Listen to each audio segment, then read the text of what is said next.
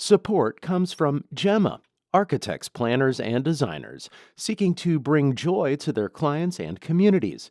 Details at gemastl.com. This is St. Louis on the Air from St. Louis Public Radio. I'm Danny Wysentowski, in for Elaine Cha. The horror genre is having a moment. Audiences are embracing terror, from revivals of slasher flicks to surreal psychological fables. And in this golden era of scary movies and scary books, the stories work to convey deeper meaning. For St. Louis comic book creator Lorry Jamison, horror opened up a world of exploration and community. Their young adult graphic novel anthology, Nightshade, explores the queer teenage experience through eerie encounters with werewolves, vampires, and other monsters. Nightmare Girl is the latest volume in the Nightshade series, and it will be released later this month.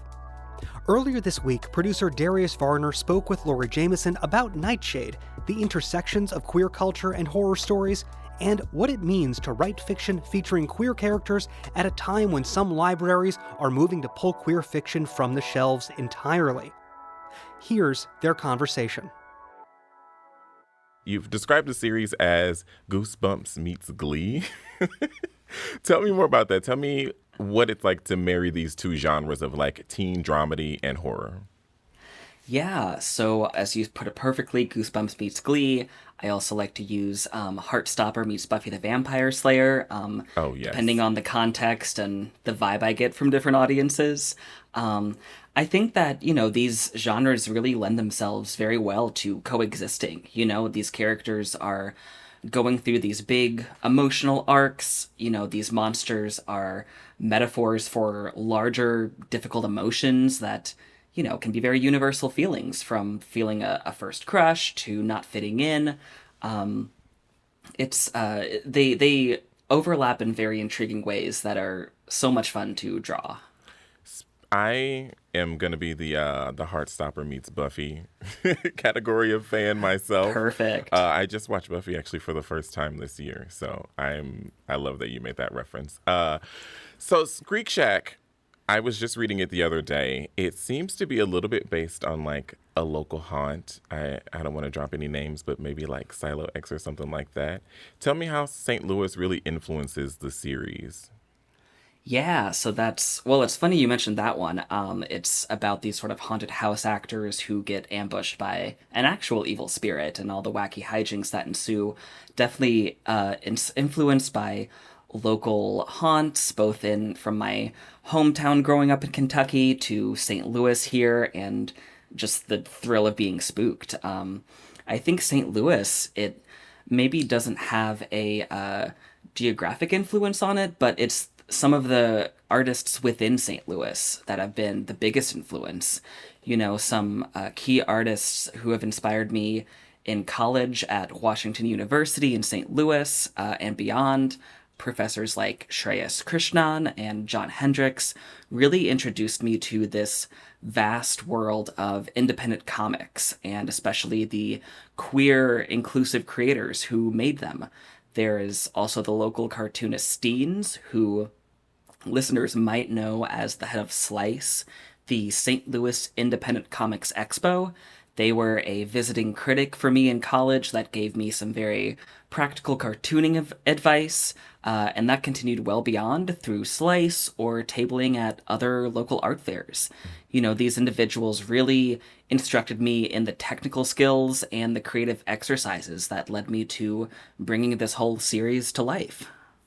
I want to circle back because you kind of talked a little bit about in the beginning about monsters and fighting monsters. In Skreek Shack, there is Irving, who is like a soul-sucking little demon guy.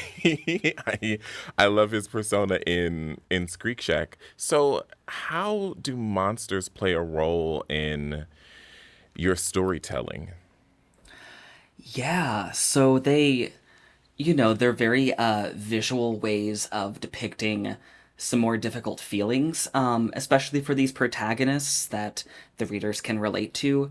With the story Skreek in particular, that one, the protagonist is hiding a more difficult secret from her parents, and this monster sort of represents that secret literally coming to life and wreaking mayhem and kind of going against whatever narrative she's been trying to play with her close ones, her friends and family.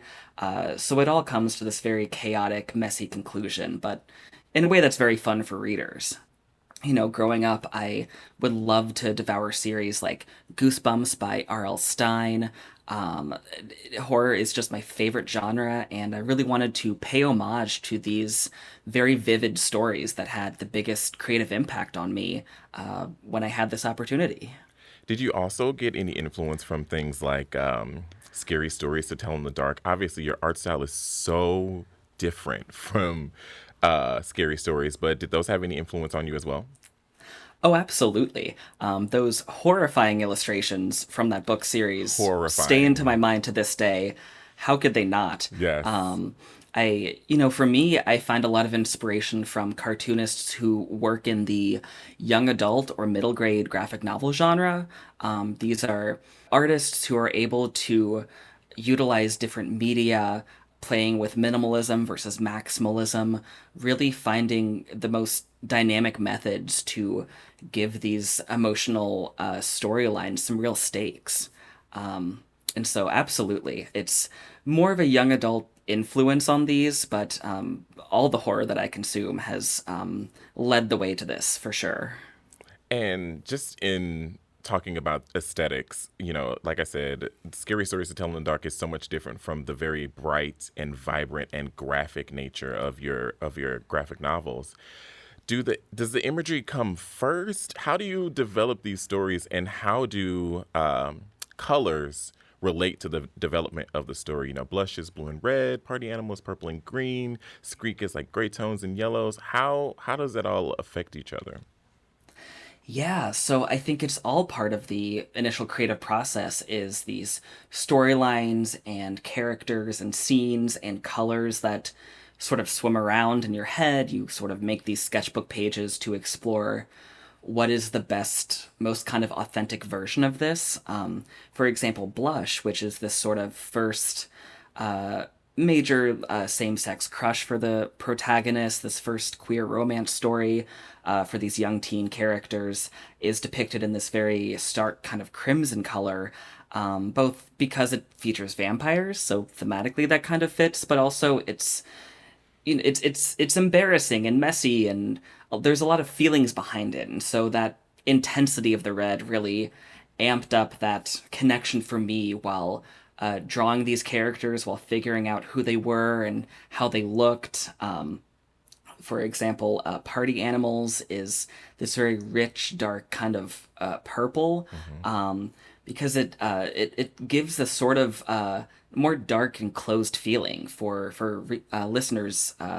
For context, it is the story about the main character who is trying not to admit their feelings for their crush, but still really wants to, that kind of push and pull, while they're both at this house party that gets crashed by these teenage werewolves that tie into the larger plot line as you read the story. But the purple really gives a sense of this kind of enclosed feeling, this sort of cramped tenseness as you're running throughout this house trying to escape the monster, but not being able to escape those larger feelings. Yeah, and it's so very clearly shown through your artwork and through, like you said, the purple feeling very closed in. That that all comes through. I love Party Animal. I think that one is probably my favorite. If I could Thank be a little you. biased, that one is probably my favorite. Please. Welcome This any and all reader feedback. the series is called the Nightshade series. Where'd that name come from? Yeah, so as I mentioned, being influenced by series like Goosebumps, Scary Stories to Tell in the Dark, there are these very vivid titles that kind of instantaneously connect with readers. This is what you're on board for. This is the tone. This is the setting. You really need that instantaneous connection with an audience. And so, in exploring different options, playing around with different designs, fonts, all sorts of fun stuff. The name Nightshade stood out to me in a sort of weird way I couldn't just shake. It's named after this it's this plant that oftentimes can be poisonous. Like if you've read The Hunger Games or seen the movies, they have these sort of nightshade berries that are used against the heroes. But also it has the word shade in it, so throwing shade is also a connection to the queer community. So it's a very small little subtle hint that it's spooky, it's a little dark, but it's very queer, it's very inclusive. You're in for a very fun time, no matter what story you read.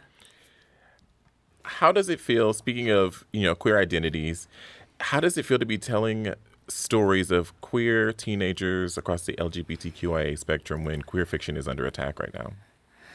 It's really it feels a little selfish in a way because this feels like my escape from everything going on in the world right now, to an extent. I get to be with these characters and see them confront these monsters head on and win.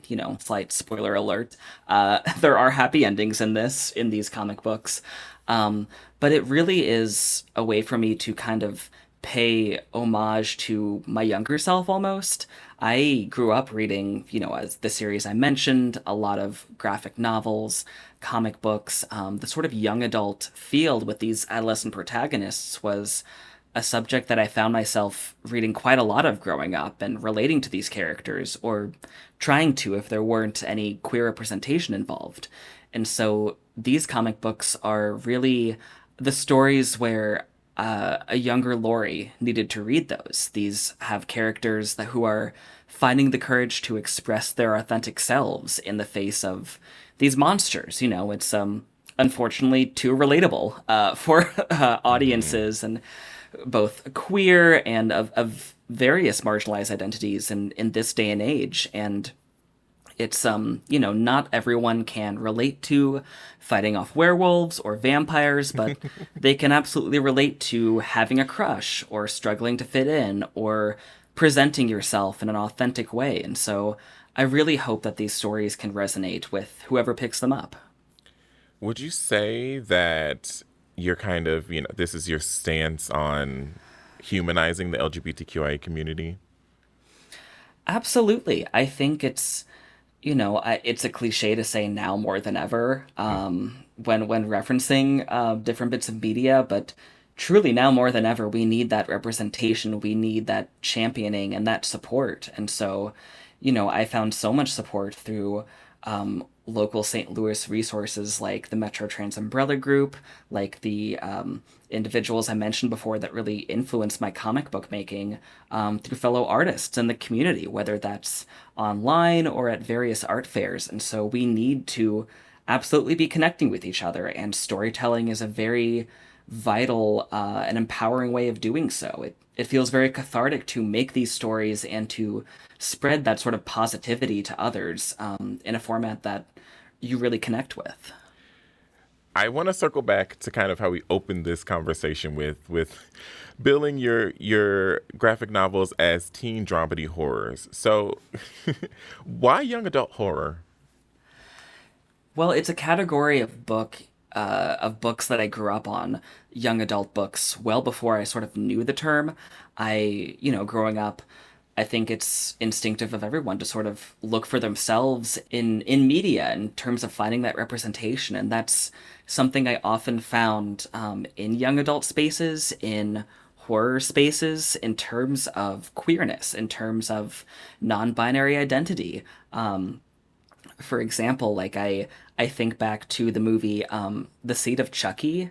I'm not sure if you're familiar with this truly bonkers sequel about that killer doll, but it is a movie in which this killer doll has a non-binary child. The plotline follows this child's exploration of their gender, and seeing this movie at a younger age really told me that it was okay to play with gender and to explore it, and whatever felt the most authentic to me was the right call.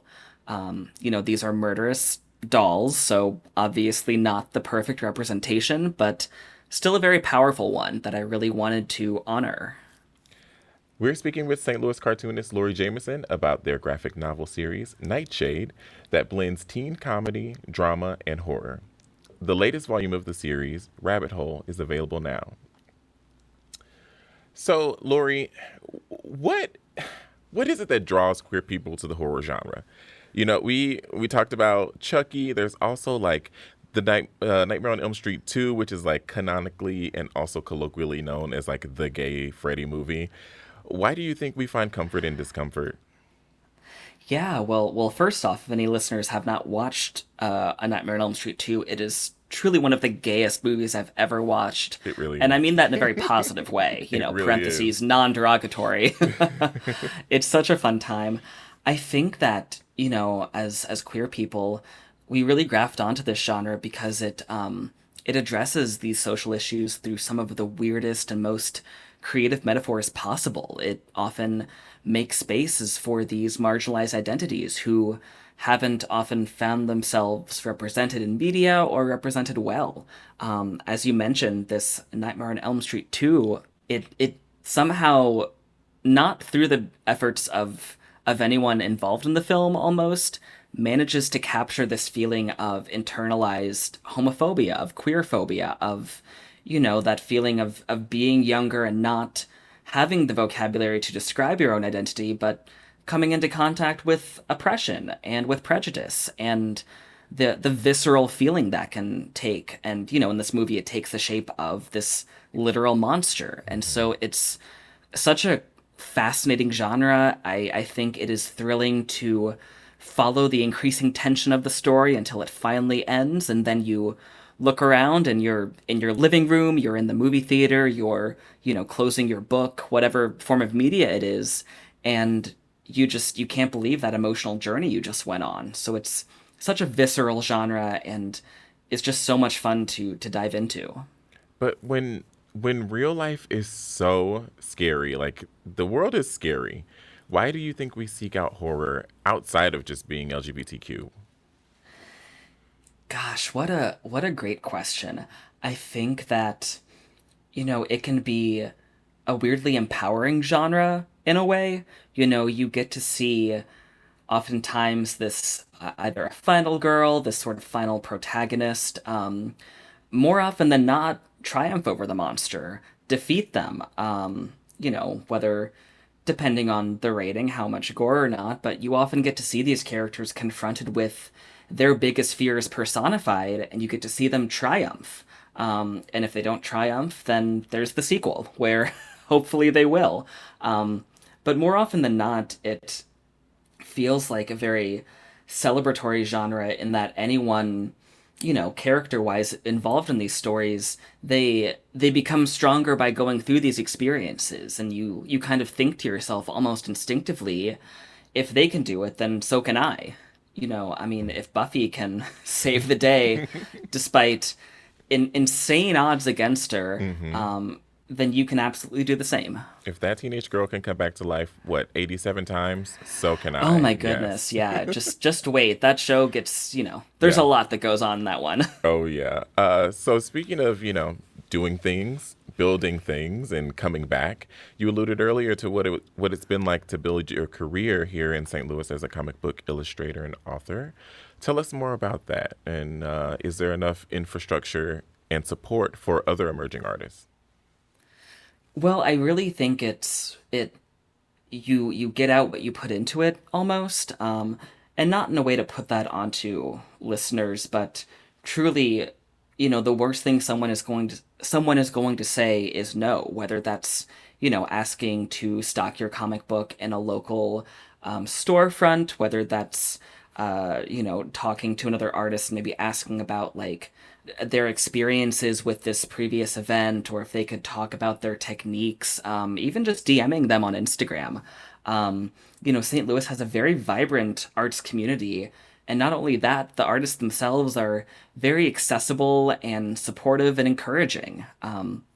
As I referenced earlier, Slice, the St. Louis Independent Comics Expo, was so exciting, especially in that post-pandemic era, to connect with everyone in person once again, and to really see each other absorbing the other artist's work, engaging in it, celebrating it. It's a very celebratory community. So I would encourage any listeners out there in their creative endeavors to find others like them, reach out, whether that's in person or social media, and try to forge that connection. It's not.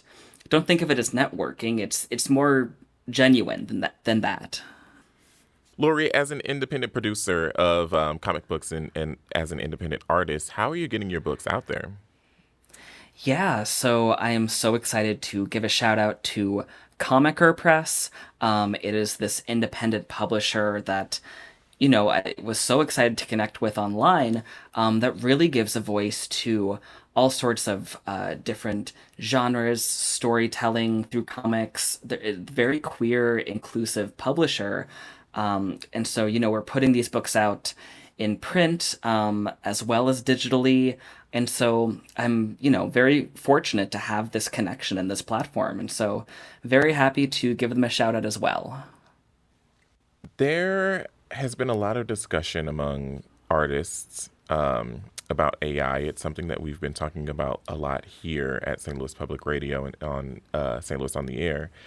How are you feeling about the use of AI to create art? Oh gosh, badly.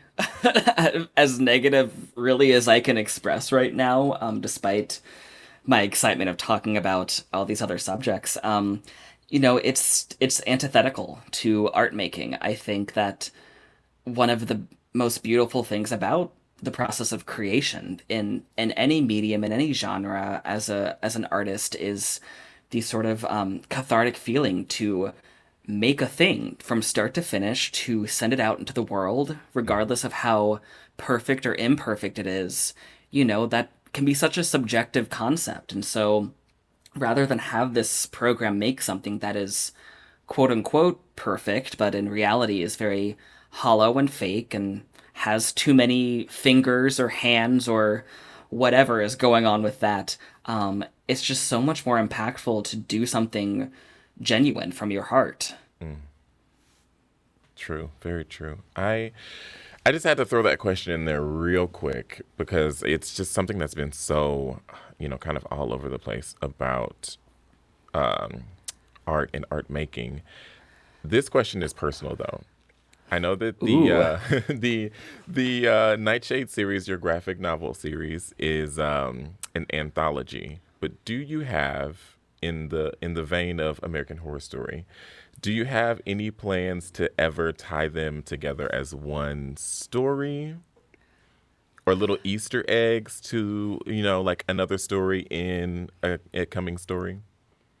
Yes. To answer it most plainly, yes. And I would point to the very end of my latest issue, Rabbit Hole, to start to tease hints of a sort of connected universe of these characters.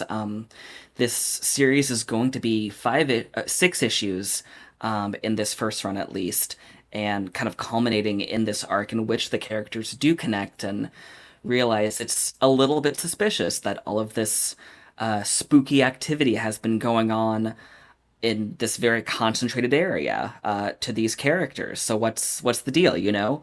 And so it's going to culminate very soon. The next couple of issues that will be coming out over these next few months will absolutely connect these characters in new and interesting ways and really bring up some very tangled emotions that I'm really excited to depict visually, whether that's through the monsters, through the storytelling. It's going to be such a fun ride.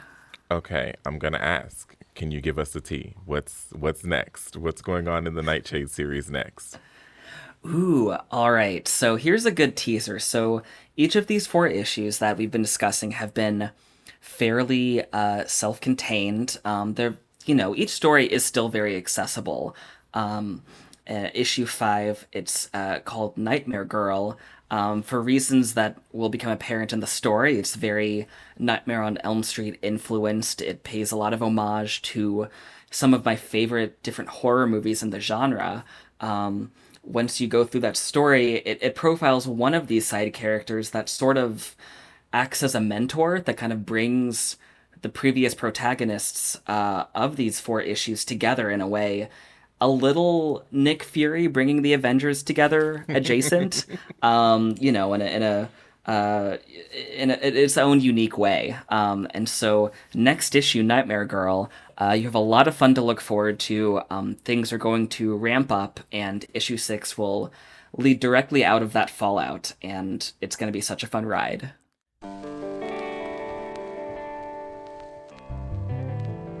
That was comic artist Lorry Jamison speaking with St. Louis On the Air producer Darius Varner. Nightmare Girl, the latest volume of Jamison's graphic novel series Nightshade, will be released later this month. The series has a Kickstarter campaign, and you can find that info on Lorry's Instagram page, @LorryJamison.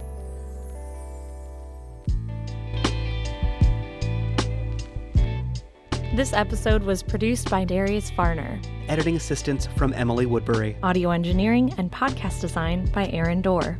Our executive producer is Alex Hoyer. St. Louis on the Air is a production of St. Louis Public Radio.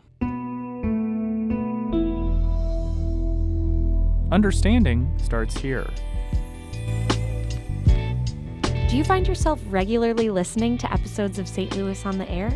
Suggest us to a friend you think might enjoy our conversations. And leave us a review and rating on Apple Podcasts on the App Store.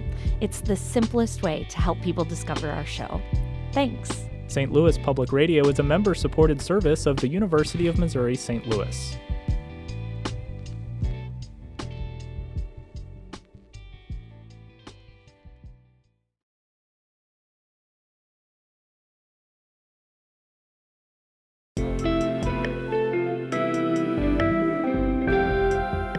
The Gateway brings you the day's news each weekday from around the St. Louis region and the state capitals in Jefferson City. Our schools are accredited. We don't need this bill. And Springfield. How many more years must pass before lawmakers see time is of the essence? I'm Abby Larico. Join me each weekday for The Gateway on the STLPR app or wherever you get podcasts.